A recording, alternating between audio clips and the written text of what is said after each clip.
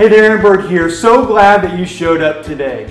Dating, engaged, married life. What's that all about? Some of you know me as the director of CCF. Others of you know me from Designing Champions Coaching.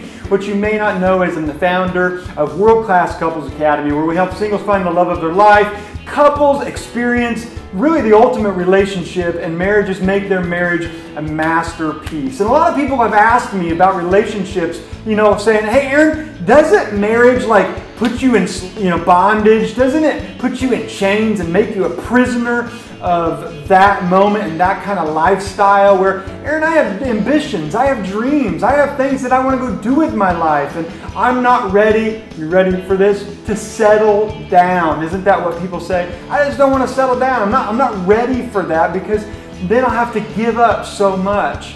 And I even remember being at my marriage ceremony. We're out on the steps, and the photographer's taking pictures of us, and the groomsmen were there, and this guy drives by in a car and goes, "Sucker, prisoner," and I'm like, what is that all about? And I had never been married before, so I didn't know what to think of that, except he knew something. Maybe he just had a bad, crummy past. I don't know what it was.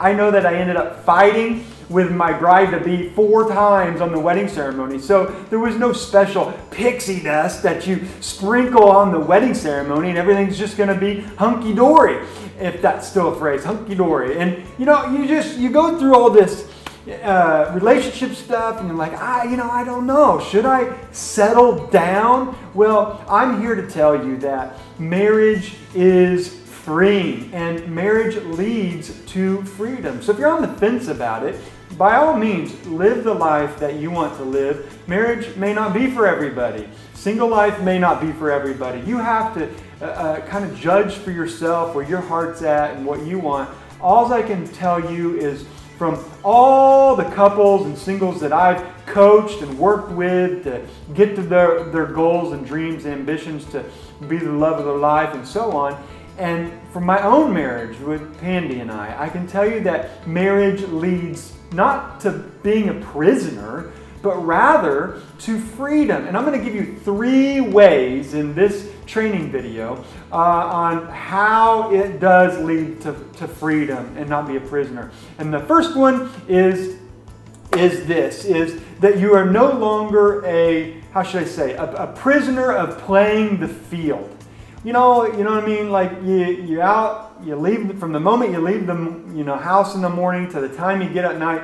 People who are single, at least the ones that I've coached and counseled and dealt with, and friends and family members, they're always thinking about playing the field, and whether it's a negative way or a positive way, or they're just trying to find the love of their life, or they'll call me and say, Aaron, I think I met the one, and it's a week later, no, I think I met the one now, or Aaron, a month later, how do I approach so-and-so? I always run out of things to say, or I don't know what to say, or how should I ask somebody on a date, or tell me, is this the one? And here's the thing, they have sideways energy for everything else. These are the same people who tell me that they would have to give up their dreams, that they would have to give up their ambitions and their goals, or scale back, and because they would settle down and have responsibilities. And all of a sudden, they have so much sideways energy for their dreams and ambitions and goals, who they think they're focused on it, but they're consumed with finding that person. They're consumed with playing the field. They're consumed with dates. They're consumed with relationships where they can't focus as much, and they think they're focusing a lot, but they would focus so much more with laser-like focus on their goals, ambitions, and dreams. And so they end up playing the field. And for me at least, and maybe this isn't you, but for me, I wanted to be a man and find somebody, take care of somebody, love someone, and serve someone, and help make ends meet with somebody, put a roof over their head, and have responsibilities that make me into a different kind of human being while chasing my dreams, while chasing my ambitions. And guys tend to lock down on a female, and then they go pursue everything else. And what I've taught in World Class Couples Academy, if you ever join that, is, listen guys, you got to continue to pursue your spouse. because your wife is always going to want that inside of her. She's got this light that wants to be pursued. So I do does not close the deal, guys. Guys tend to think of closing the deal. You know, I got the job, close the deal. Got the house, close the deal. Got the wife, close the deal. And you're constantly moving on to something else. But for marriage, it's a joy to pursue your wife. And it's just the way guys are wired. They're not being disrespectful or unloving. They just think that they've locked that down.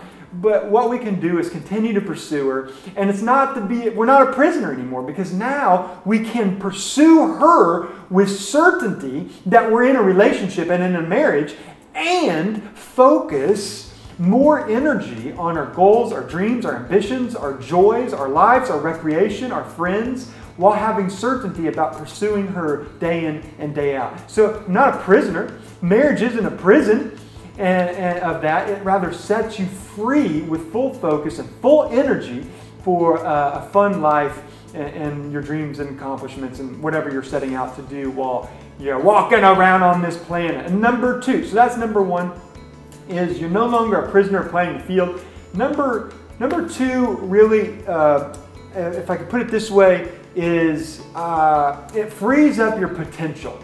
If number one is you're no longer playing the field, two is it frees up your potential or maximizes your potential to a greater degree. Because, listen, I'm thinking in terms of your emotional life, right?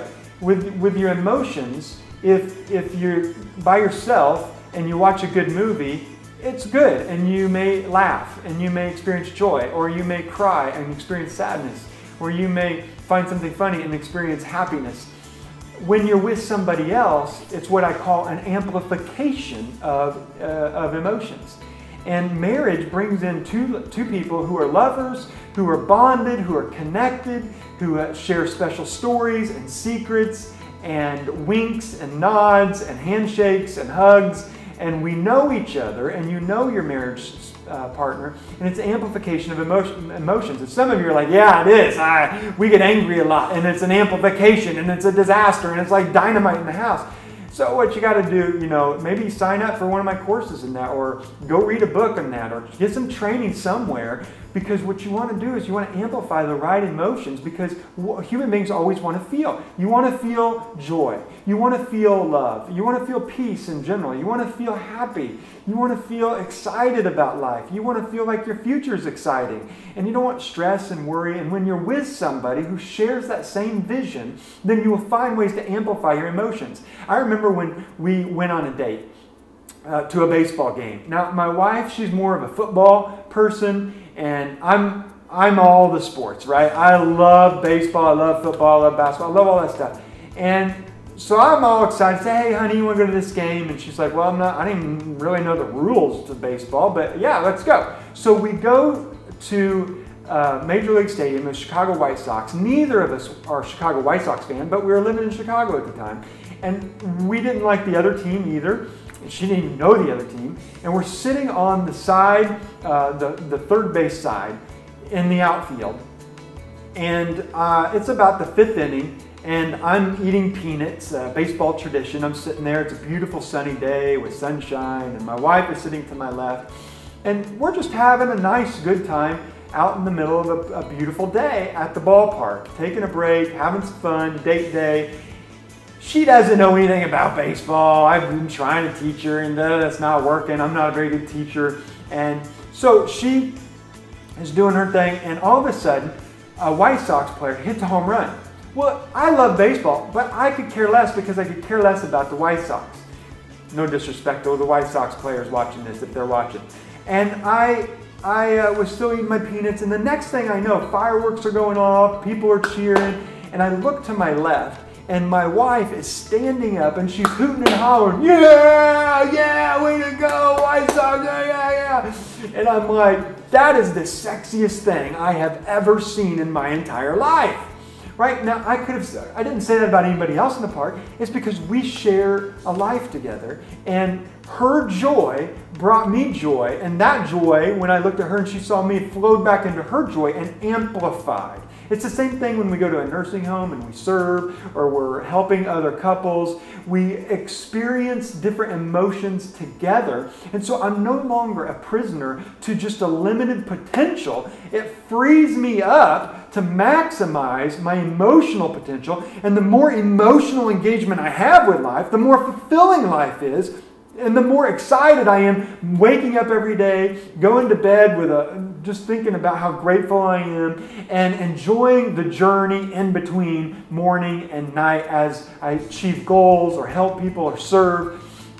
And it's the same with all marriages with that perspective. It just changes your potential. So number one is you're no longer playing the field, and it frees your focus and energy. Instead of going sideways, you're marching forward as you pursue her.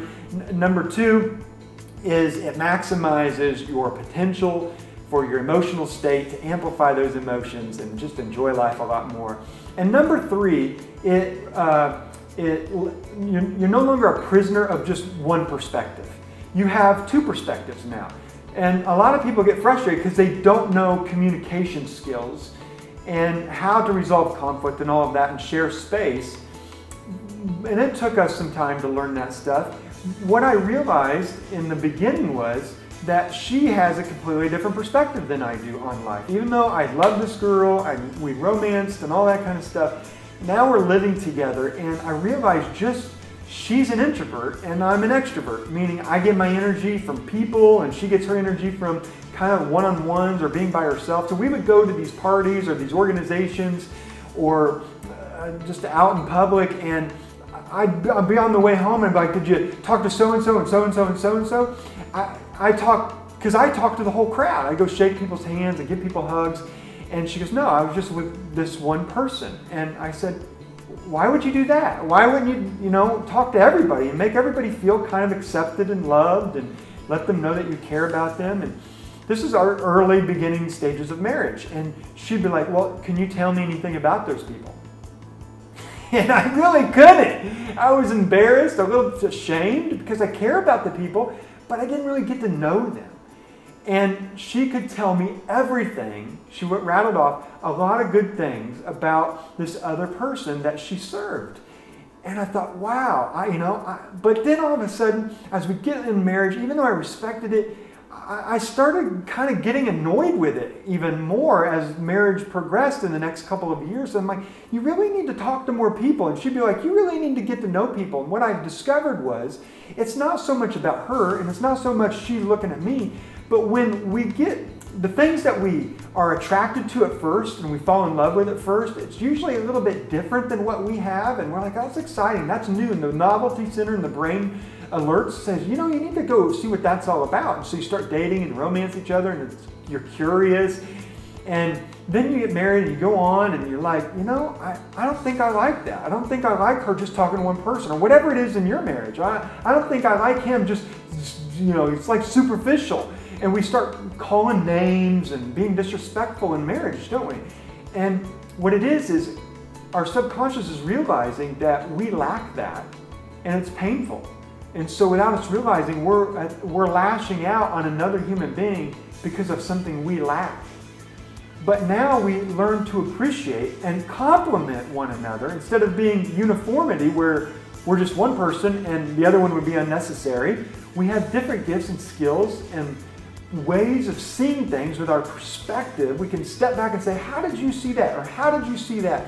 And the day that this really clicked for me was when we were living up in Chicago, and she was working at a nursing home. And the nursing home she was working at as an occupational therapist, the nursing home had a movie theater, you could get popcorn, it was plush. I mean, the wealthy of the wealthy worked at this nursing home, or lived at this nursing home. It was a beautiful rehab center where my wife worked. And I don't know if you've seen the movie Patch Adams, but there's this, there's this patient that every time a nurse or a doctor walks in, this patient chucks the thing at the wall and gets upset, doesn't want anything to do with being in the hospital. Well, there was this guy there named Michael who was really discouraged in life because he had fallen, he was in his 70s, and he broke a leg or hip, and he couldn't walk, and it really discouraged and frustrated him. So he wasn't super nice to the nurses or the therapists, physical or occupational or doctors. And my wife, being the person that she is the most caring, compassionate human being on the planet. And she would go in there and just try to build this friendship with him before doing therapy, give him extra time. And he wasn't super nice to her at first either, but she started building a relationship with him, and they started talking and telling stories. For about 3 months this happened. And then one day he fell again. Just as he was getting close to walking, he was regain his strength, he fell again and broke his leg. And the doctor said he would never walk again. So, I mean, talk about depression for this guy. He wanted to be independent. He wanted to be self-sustaining in life and get around, get out of this place, as plush as it was. Well, about a month later, through all this discouragement and a cloud over his head, my wife walks into work one day and Michael is crying. And the reason he's crying is because he's run out of money. He has no money. He can't stay in this rehab center. So they're going to send him to what I call a hellhole. The nursing home that they sent him to was 45 minutes to an hour on the other side of Chicago from this plush nursing home. And I visited there at one time, and it was smelly. It was way understaffed. They were doing the best they can. The food did not look, I mean, it looked disgusting, let's be honest. And it was a horrible place to have to stay, you know. And so Michael was there, and what my wife did the day that he left for that nursing home, she had built this rapport with him. She went into work from 8 to 5. And she got home about 7:30 at night. And I said, honey, where you been? She goes, well, I decided to go visit Michael. So she drove from one side of Chicago all the way over to the other side, an hour fighting Chicago traffic. And she went there and sat with him and asked him how his day was. I said, okay. And the next day, the same thing happened. She got home at 7:30, and she said, this time we told more stories. And this went on for about a week or two. Every day she traveled from the really nice nursing home to this the hellhole of a nursing home, and sat with him and talked with him. And I was kind of getting annoyed because we didn't have kids at the time, and it was cutting into our time. And I was like, maybe you should come home a little earlier, spend time with your husband. But this is the way she's wired. And this is her perspective on reality. And I didn't come to appreciate that yet. So at one point, about 2 months into this, she had been going every single day. And she had been singing songs to him, coloring with him, taking crayons and paper in him with him. And she bought him a television, and they would play Wheel of Fortune at 5 o'clock or whatever time it came on, and they would compete against each other. One time she brought me in, and I just kind of sat there because I didn't know what to do. I never served in that way. And she just looked at me. She said, Aaron, he's not dead. And it really jolted me because she has a different perspective to really go deep with people, to really care for people. And I had to learn from that humiliating, indictment on my own life, and to pull myself together and to serve and to really be outward focused on him. And for about 9 months, my wife went in every day after work, and sometimes we get home at 8:30 at night, and then get up early to go back to work, and then go fight traffic, and go early to work, and fight traffic after traffic to sit with Michael, come home late, go early. And she just did this for about 9 months, singing him songs, playing Wheel of Fortune, coloring with him, telling him stories. Twice, Michael practically died, and the doctors said, you're not going to survive. He's not going to survive. And my wife would go down the hallway, find the doctors, and saved his life twice. And one day my wife walked in after work. She traveled all the way over to that nursing home and sat on Michael's bed. And Michael said, hey, listen, before we play Wheel of Fortune, before we color, before we tell stories and share good laughs, I just got one question for you. Why? Why do you go to work all day in that plush place where I was at 9 months ago, and drive all the way over here, and you sit with me? I don't have any family. I don't have any money to give you. I don't have a will. There's nothing in my will. I will not give you anything. I can't give you anything. I'm not a very nice human being. I'm discouraged and depressed most of the time. I'll never walk again. I can't get a job. I'll never marry again. What is it that makes you come all the way across here and sit with me and sing with me and battle me out at Wheel of Fortune and play cards and color with me? Why is that? And you know, my wife is not one for attention, so she's kind of getting red and doesn't know what to say. And Michael says, before you say anything, I already know the answer. And he pulls out a piece of paper and he hands it to her and he says, this is why you do this. And she took it, and it was a picture of Michael as an old man in a bed in the nursing home. And there was an angel flying and hovering above him, smiling, and bringing a smile to his face, some joy. And he said, I prayed for a long time to God for him to send me an angel. And Pandy, you're the answer to that prayer. You're my angel. You know, and that's what marriage is. I married an angel, and I am free in my marriage.